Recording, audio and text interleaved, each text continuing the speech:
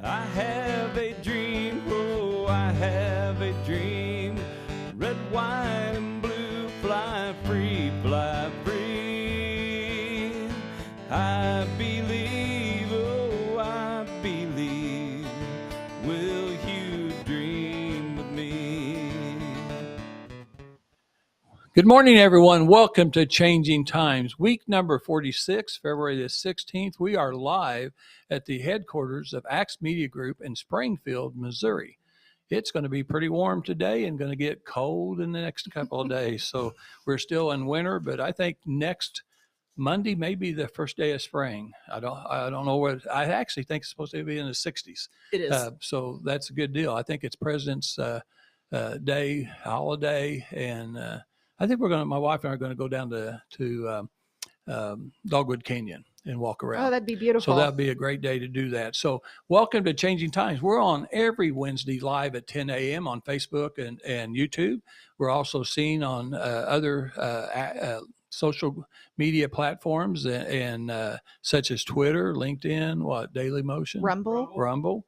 And so a lot of people are seeing us all over the United States and the world. And we have a topic today that is extremely important. You know, our show is all about social issues, and I think this is really a big social issue that affects millions of people in this country and millions of people around the world.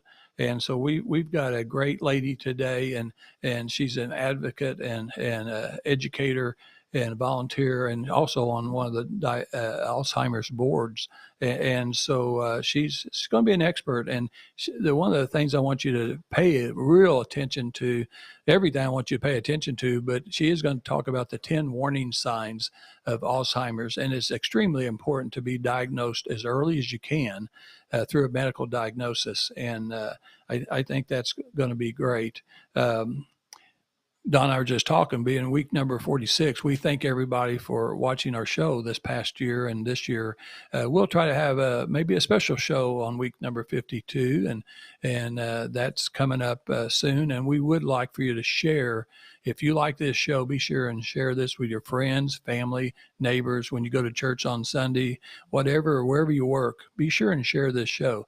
We're gaining thousands of people every time that we do a show, and it's because of you all. And then also, we would love to hear from you. You can send a message to Alz Media Group's Facebook page, send us a comment on what you want to have, what kind of shows you want to have, and or just any comment. We would love to hear from you. We've had people from other countries and our country send us email. What's your email, Don? mycreativeworkhorse@gmail.com. Right. And she is the creative one. And my email is just very simple. It's my name, Lynn, LYNN, all small letters, 2012 @gmail.com. So if you want to send us a message, please do so. And I think we're just going to go ahead and get right into the show. We got so much to cover and so little time. This is going to go by fast, but very important. I want to give a quick little praise report before we do that. Something I just thought of, Lynn. So last week we interviewed Gospel for the Nations. Yes. And they are currently in Haiti right now. And we got word this morning that their well works and there's clean water. Oh, man. That's praise great. The Lord, because water is something that we take for granted in our country and all over the world. Water's not available. And these two gentlemen, they are doing a great job. And Daryl Tonsing, the original missionary that started Gospel for Haiti and Gospel for the Nations. I think they're working now on their second well. And he was talking about how many hours they have to walk just to get that water. And think about how heavy those water jugs are trying to walk all the way back. I'd be drinking that water the whole way back, then I wouldn't have any water. So one thing I love about our show, Lynn, is you can go back and watch all of these episodes. They're all housed on AMG, Alz Media Group. So you can go back and check out all of the ones all the way back from trafficking, talking about autism. And if you missed today, then you can share it with somebody and they can come back and watch it later. Good point.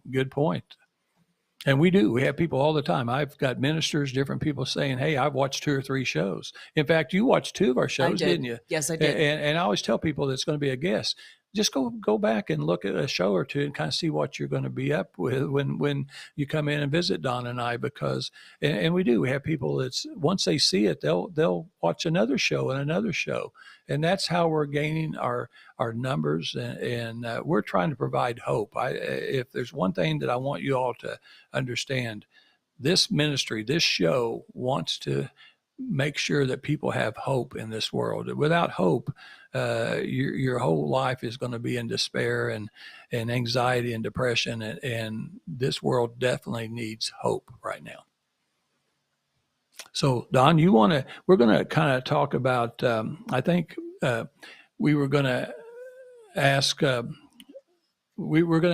the helpline. Yeah. So very important. You're going to see a phone number that's down there under Marsha's name. And Marsha, just tell us a little bit about what that phone number is and, why people should reach out on that phone number. Absolutely. The Alzheimer's Association runs a 24/7 helpline, and that helpline is available 24/7, 365 days a year. And I'll just use an example of a woman that I heard. It was 3:15 in the morning. She was a caregiver for her husband, and she just had gotten to the point where she felt she just could not get through another day without some help from somebody somewhere. And she called the helpline at 3:15 in the morning, and the counselor talked to her and gave her some additional resources and got her through to another day. So that's the kind of thing. And the helpline is manned by counselors. They're trained professionals in dementia and Alzheimer's. So when you call the helpline, you are not going to get someone who knows nothing about this disease and doesn't know what they're talking about. They have resources to help people at their fingertips. And if you just need to vent, they're there to help just let you vent. So very important. Very good. Yeah, that's probably one of the most important things we're going to say today, that helpline 24/7, 365, 24 hours a day. A real person's going to answer the phone. Yes. And they're trained to listen to you and give you advice and encouragement. Yes. Yeah. So very good. Very good. And I think the next thing we want to talk about is what I consider extremely important. My mother died at 94, age 94, so she had a tremendously great life, long life, but she did die with Alzheimer's. And so we saw dementia to begin with, and then it kind of kept creeping up until she was finally diagnosed with Alzheimer's. And so warning signs. Marsha, we got 10 warning signs that you want to let the people know about. And if the sooner you can be diagnosed, the better it is. Yes. Because we have no cure at this point. That's correct. We may have you come on later on and talk about there's potential cures, and medicine right now that they're talking about in Congress. But the sooner the better, because you can maybe stop that way it's spreading, and then also it can regress a little bit. It can potentially regress a little bit. At least what we do have today are therapies that will help address the symptoms. There is no cure, but these therapies can help address the symptoms. But you have to be diagnosed. A medical diagnosis. Yeah. And I mentioned it earlier, but one of the other critical reasons for early diagnosis is your safety. Mm-hmm. It's your personal safety, your medical safety, and your financial safety. If your family knows that you are at risk, it's very important, because things can be taken care of and not be wiped out financially by a scammer. Sure. Sign number one, what are we going to be looking for? Memory loss that disrupts daily life. Very important point. There still is a myth out there that Alzheimer's is a natural result of the aging process, and that is absolutely not true. One of the most common initial symptoms that people recognize is memory loss. And most often, most people recognize this as someone who will repeat the same question over and over. And, so many times I've had people say to me, I don't understand why my mom keeps asking me the same question over and over. It's because short-term memory is the first thing that goes with Alzheimer's. The long-term memory goes later. My granddaughter went with me to Jefferson City for Memory Day when she was about 10.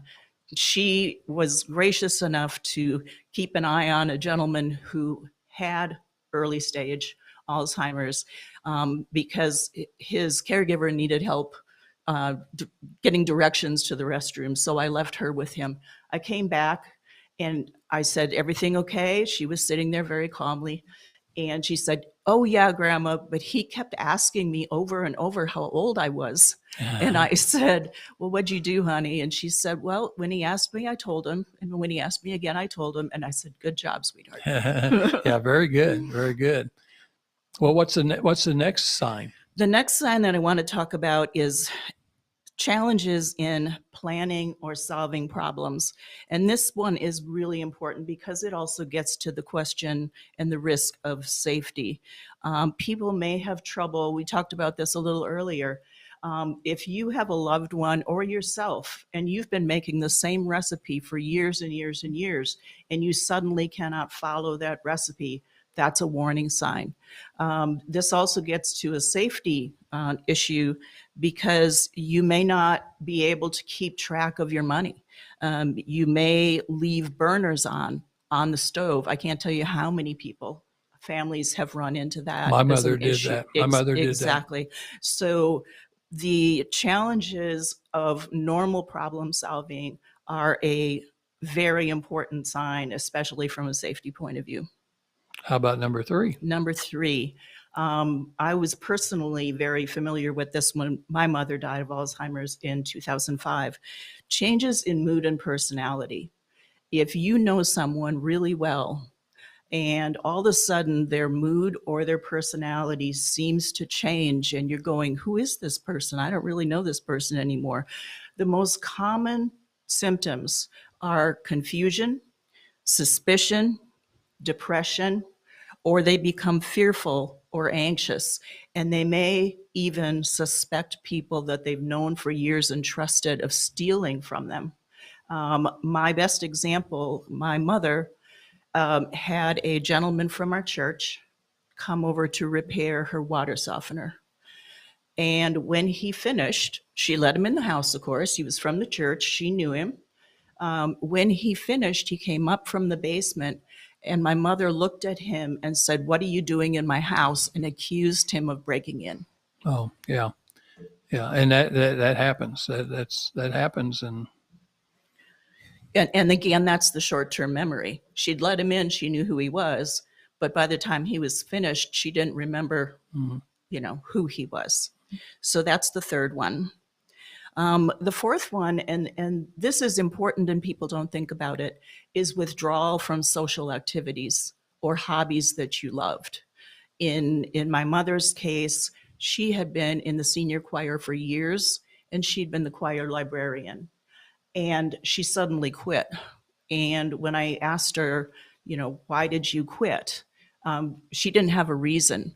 But in fact, the real reason, if you go into the fact that they become confused and they're uncomfortable in social situations, they begin to withdraw from those social situations. And so that is a warning sign. If you have a loved one who had a hobby that they loved, a social activity they loved, and they're pulling back and no longer want to be a part of it, that's a warning sign. Now, conversely, one of the other things I want to talk a little bit about is there are normal signs of aging that are not warning signs. Now, some of us, especially as we get older, sometimes you just don't want to be around the family this weekend. You've kind of had enough. You just need some time away, or you just need to put that book away for a while because you want to move on to something else. That's a normal sign of aging. That's not a warning sign. Well, very good. And I think when I think about my mother, we talked about all moms being great cooks, the best cook, and certainly, large family groups and going to family gatherings of over 100 relatives and things like that at one time. And then all of a sudden, you kind of started seeing that she couldn't remember how to make things like you were talking about. And then finally she couldn't even make coffee in the morning. And would leave her stove on, and couldn't make toast. You know, we went back to when we started seeing that, and we didn't know, she wasn't diagnosed at that time with Alzheimer's, but we started trying to help her buy food that she could prepare easily. Yeah. Okay. But I think that a lot of these folks that develop Alzheimer's, they sense that there's something wrong, but they don't know what it is, and they become embarrassed. I think my mother didn't want to tell us that she was having trouble when she'd walk into the kitchen, but I could tell there was something because she would be looking around like she was a stranger to her own kitchen. Yes. That was really sad for me. That's one of the, when I mentioned the early diagnosis and the emotional need for that, people often know there's something wrong, but they don't know what it is. And it actually can sometimes be a relief, emotional relief, when they now know there's actually a physical degradation in the brain that is causing this behavior and causing them to feel that way. I think that's in a lot of different disease states. You know, if you don't feel good and you're hurting or whatever, and you don't know what it is, I think there is a relief no matter what it is when you find it out. Then you know how to deal with it, and a plan. Yes. But until you know that, you don't. So what's the next one? The next one is decreased or poor judgment. And this also gets particularly to the financial safety aspect. These are people who are easily scammed by telemarketers because they lose their judgment. They make decisions about their money that they would never have done when they were not in this poor judgment state. I know examples of people who have suddenly given a lot of money to new friends who were never friends.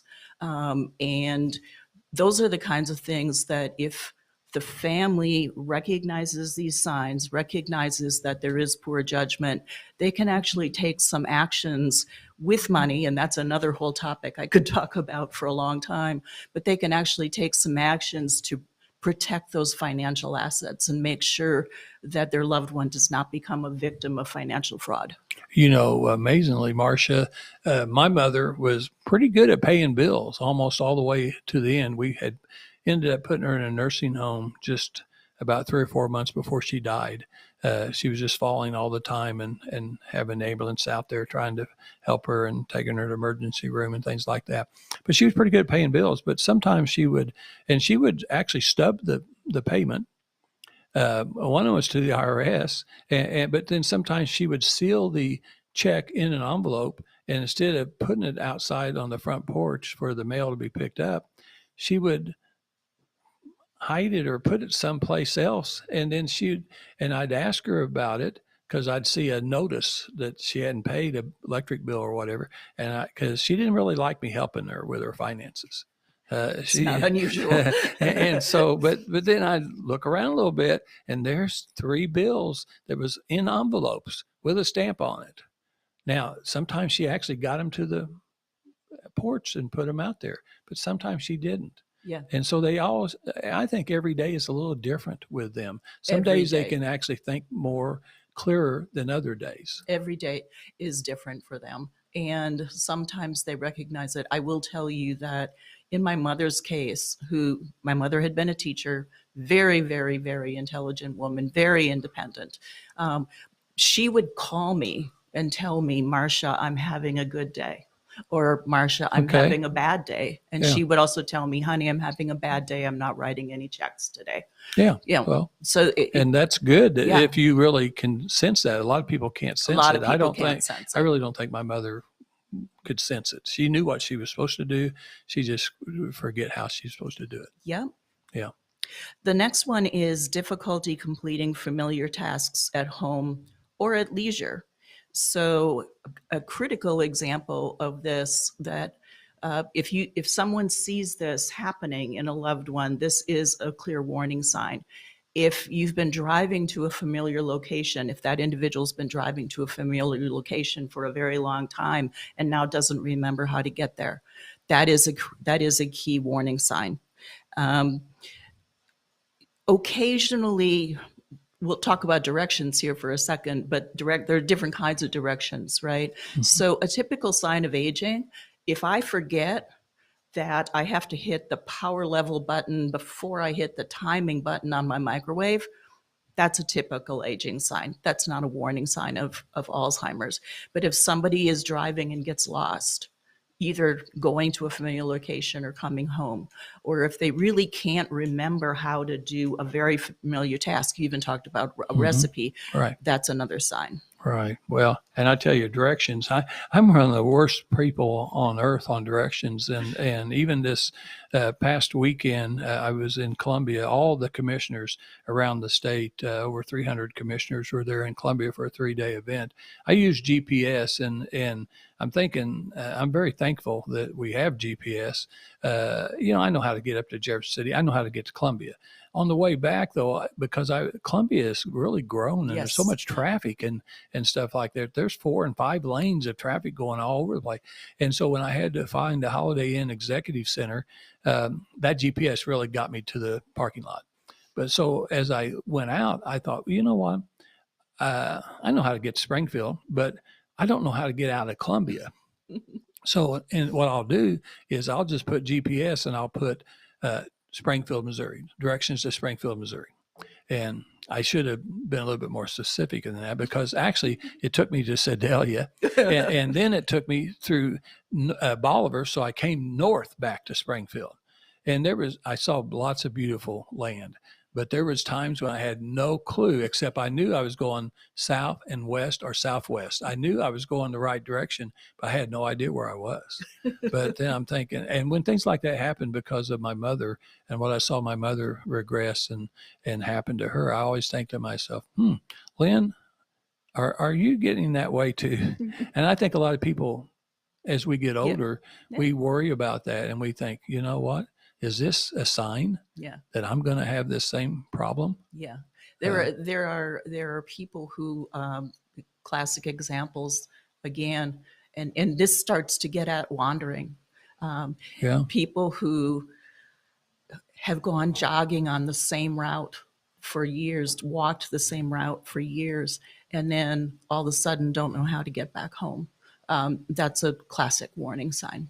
Well, very good. And Lynn, we're learning that the symptoms of the disease can start in people as young as 30. Oh yeah, I absolutely know, and even even in their 30s, you're exactly right. I knew a man down in Ozark, Missouri, a friend of mine for 30 years, and he was a tremendous, best radio salesperson in Springfield, Missouri, out of any station. By far, he was the best in selling. And he came down with Alzheimer's, diagnosed with Alzheimer's. And it was really kind of sad seeing that progression in a 50-year-old man. I mean, but hey, so Marsha, we're going to take a break here. Okay. I'm going to go over 2 sponsors, and then we're going to be right back on this. This is very interesting. And these signs that Marsha is giving out, pay attention to them, and you'll be given resources later on where they can find out again to go over those signs. But the earliest that you can detect Alzheimer's, the better off you'll be. Okay. But we do have 2 sponsors right now. We're so proud that we do have 2 sponsors, and they're just great people. And Brad Pistow is the first one. We've had him on the air, he and his son. And he is a certified fiduciary financial planner located right in Ozark, Missouri, Trinity Insurance and Financial Services. Their telephone number, it's really important, 417, area code 417-581-9222. 417-581-9222. Now, Brad is licensed in more than Missouri, okay? And he is someone that you probably want to call that number, and you actually will get either Lisa or Hunter answer the phone. Hunter's the son of Brad, and he specializes in Medicare insurance for seniors. a very important topic year round, because everybody's turning Medicare age every month, every day, every month of the year. And so you need to have the best plan for you and have someone help you do that. That way you can save money. And it's all about saving money in this type of an economy with the inflation going crazy. So Brad Pistow, Certified Fiduciary Financial Planner, he's got 2 books, Safe Money Matters. They'll send you that book free. You don't have to even go to the office. Just call that number. They'll send that book to you. And he also has another money called Bulletproof. Both of those books are #1 best-selling financial retirement books on Amazon. #1. They've been there. And he also has a show, if you're in the Springfield, Missouri area, all Southwest Missouri, he has a show on Saturdays and Sundays at 9:00 called Safe Money Matters. I use him for all my retirement planning. Janet and I use him, and we put our money with him, and you will never lose a penny of the money that you've put in. So the stock market went down considerably today. And I think based on some information that maybe the president told about a potential war or whatever. And so you don't have to worry. If you have his plans, you're always going to have all your money safe. And you're never too early to think about retiring. I mean, honestly, I wish I'd have thought about it a little sooner than I did. But luckily, because of my age, we also knew how important it was to save and to have money for the future. And so always be thinking about retirement planning. The other sponsor, we're actually going to have him, Don, on our show. That's so exciting. Yeah, I really like this guy, John Whitaker.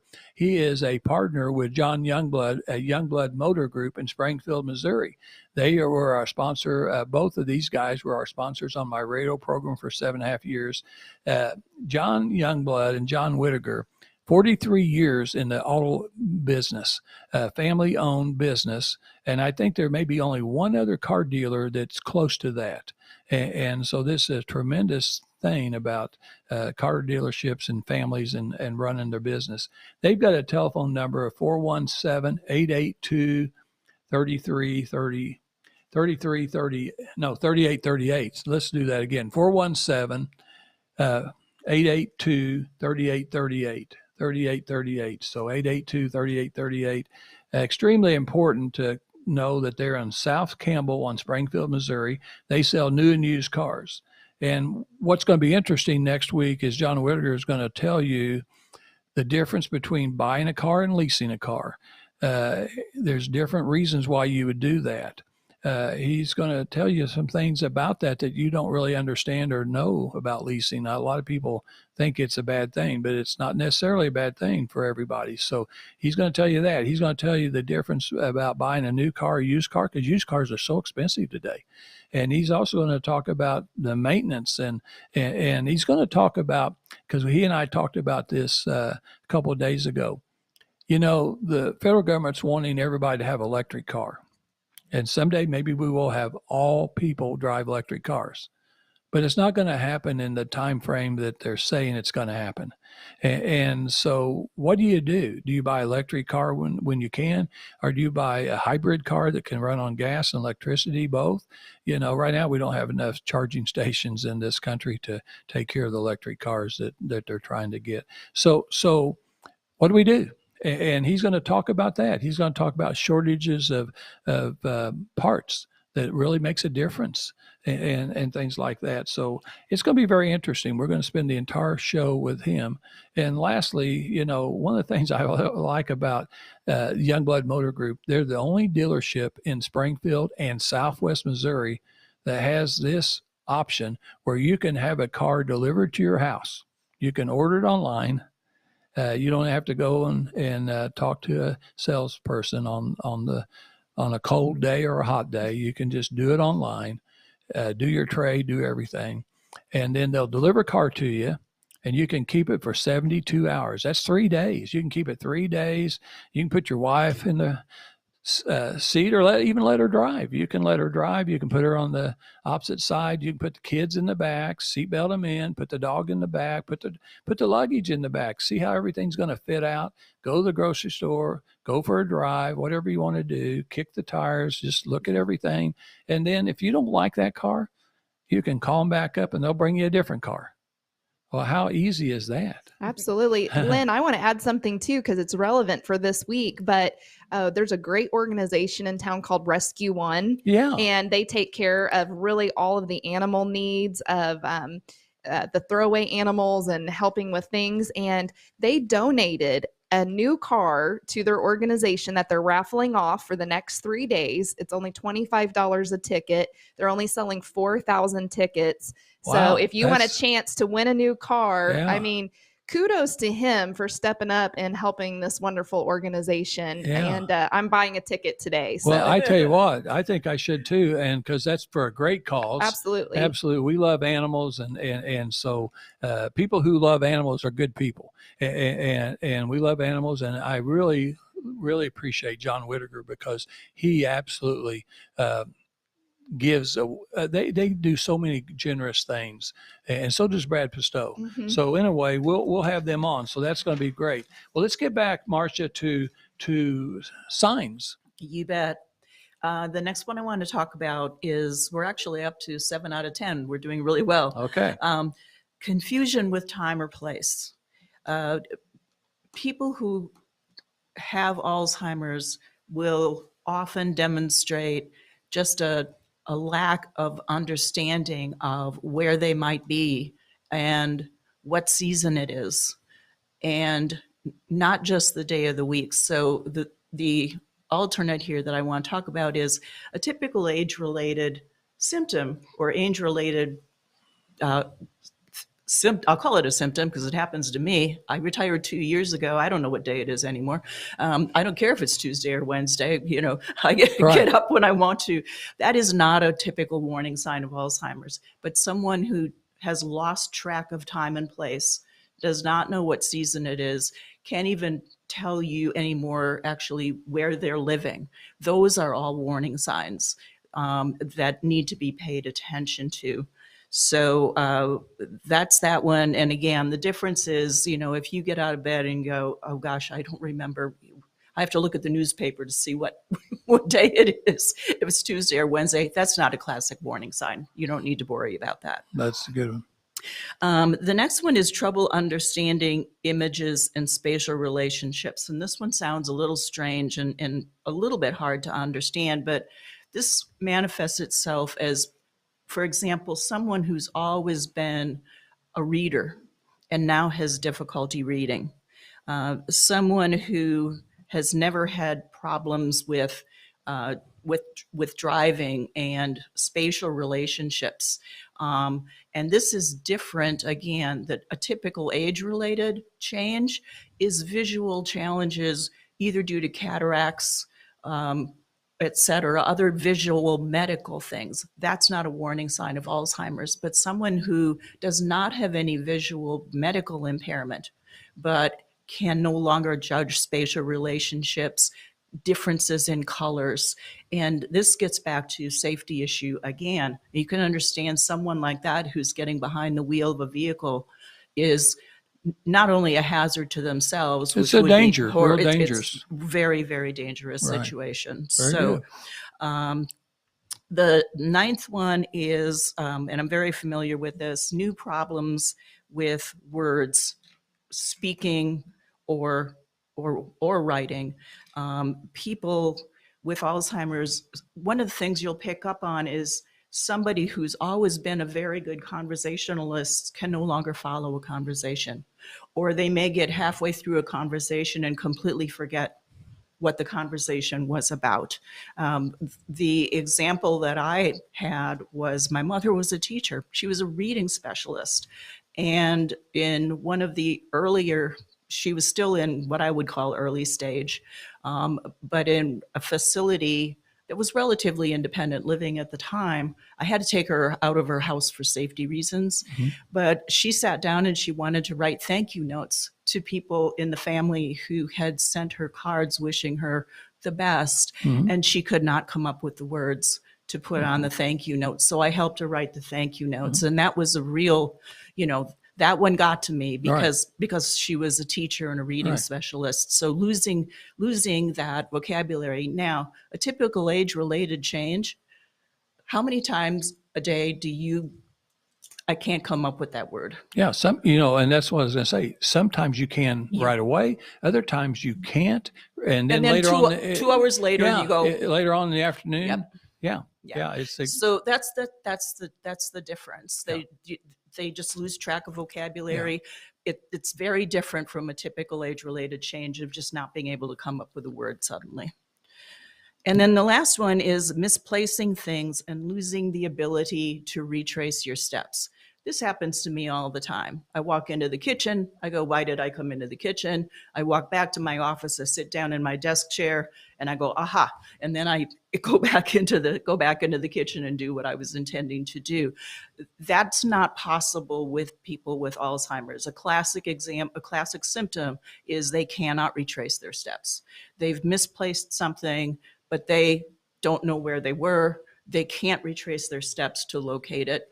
And so that's the difference between Marsha, Alzheimer. I am so glad that this is a real sign that and you're exactly right. They can't go back. And so say if you misplace your phone, I do this all the time. That's why I actually, this is my county phone, but I love this red. It's ugly, but I like red because if I put it down, I can see it. If it's on black, then a lot of things are black. My upholstery in my car's black. My desk is black. Everything's black, and then black on black, you can't find it. But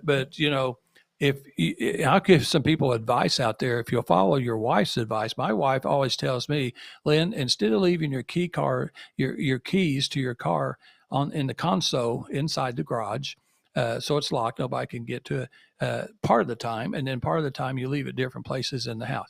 Have something that you put every day the same place. If you put everything the same place, so when you get through reading your book, I lost my book the other day, and I found it. I've found finding everything, so I'm okay. But it's frustrating though, and then you worry about, because if you've had a parent or a family member that's had Alzheimer's, then I'm always thinking, Lynn, are you starting down that path?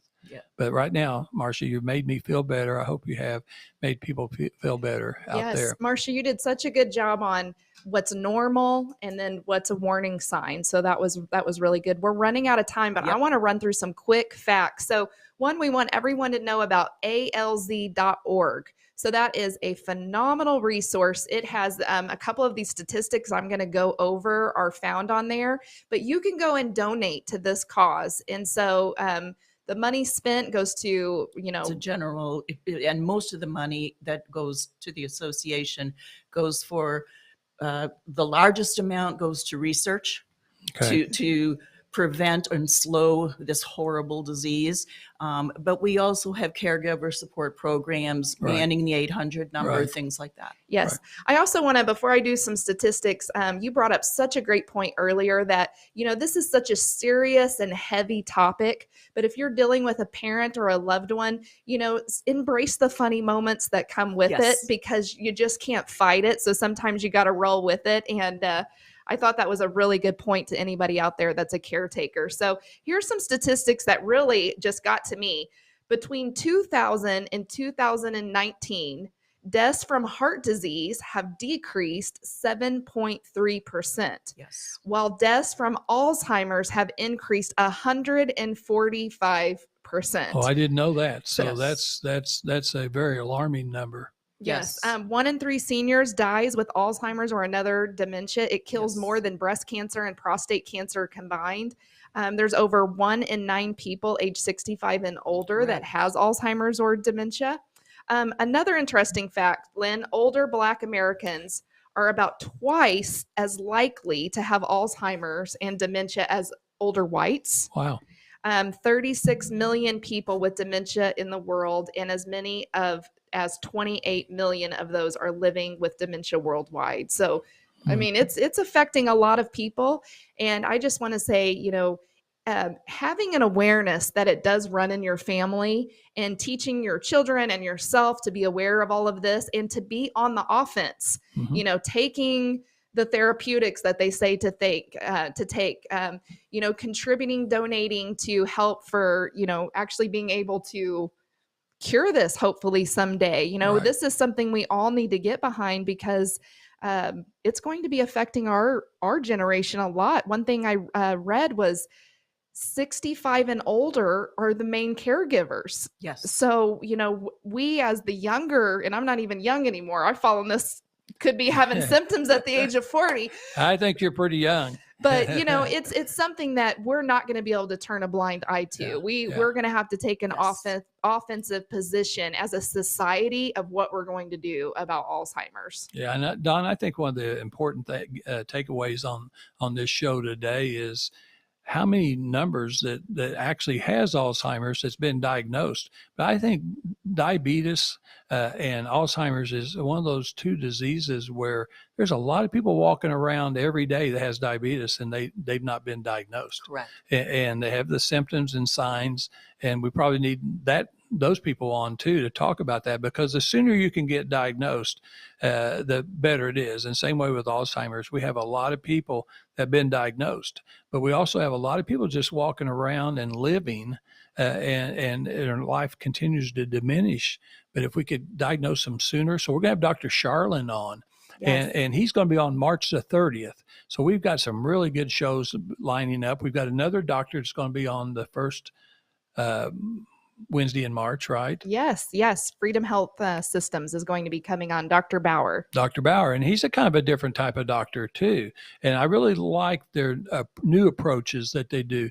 Dr. Charlin he's a functional doctor, which he doesn't just treat the symptoms and gives you medicine for the rest of your life. He actually tries to be a detective. He actually tries to diagnose why you have that disease.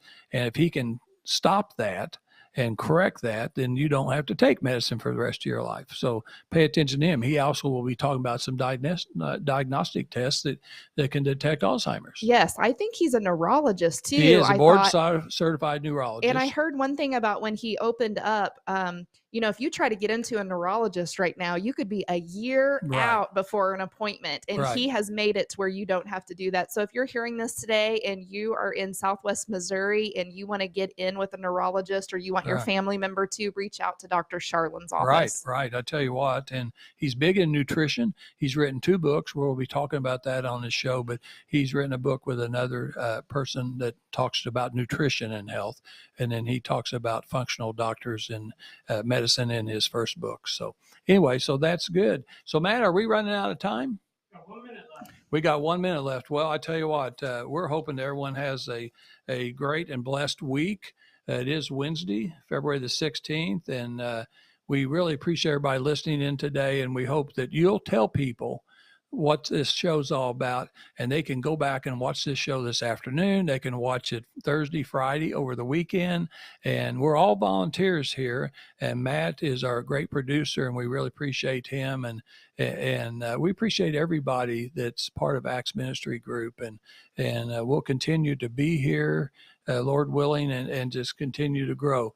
When we talked about our sponsors a while ago, and we're still looking for some more sponsors, if anyone wants to contact me, we are trying to buy some new equipment where we can have telephones, where you could have called in today and ask a key question to Marsha, ask a question or make a comment to Don or I.